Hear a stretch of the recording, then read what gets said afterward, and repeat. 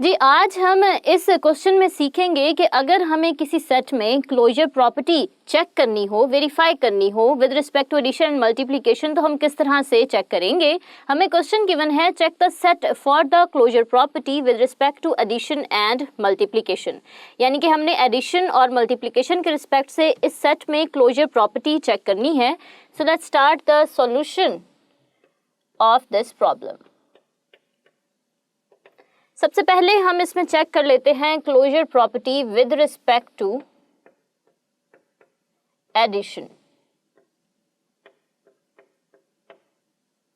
क्या होती है क्लोजर प्रॉपर्टी? यानी कि अगर आप जनरली बात कर लेते हैं कि अगर आप सेट ऑफ रियल नंबर्स में से कोई से दो एलिमेंट्स ले रहे हैं, उनका सम करते हैं, तो सम भी जो आपको रिजल्ट मिल रहा है वो भी उसी सेट में जाता है, सेट ऑफ रियल नंबर से बिलोंग करता है।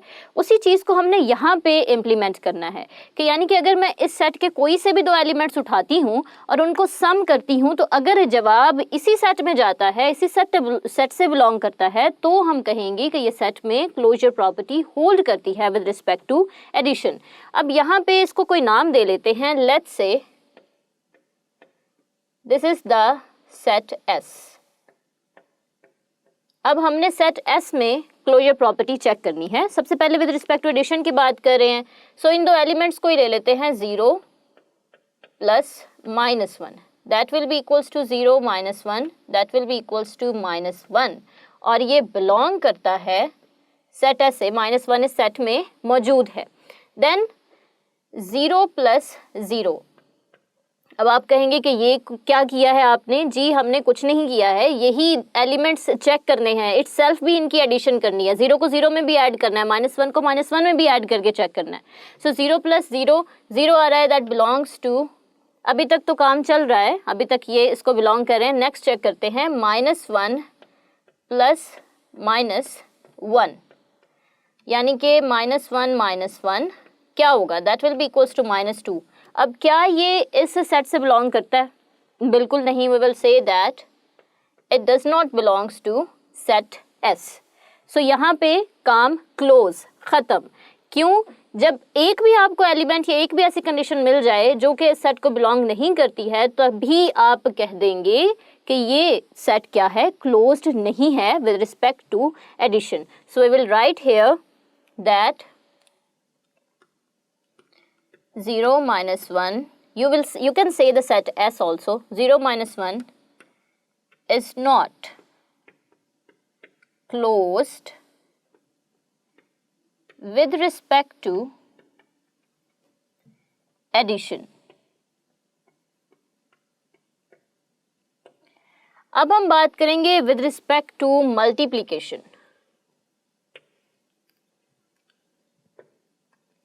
Closure property with respect to multiplication. You can write here in a beautiful heading the closure property with respect to multiplication.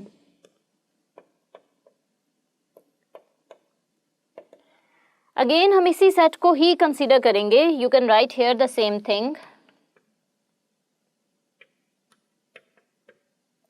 Now we need to check the same procedure, लेकिन हम यहाँ पे multiply करेंगे। सबसे पहले हम 0 को मल्टीप्लाई कर देते हैं -1 से, that will be definitely equals to 0, जो कि बिलोंग करता है सेट S से।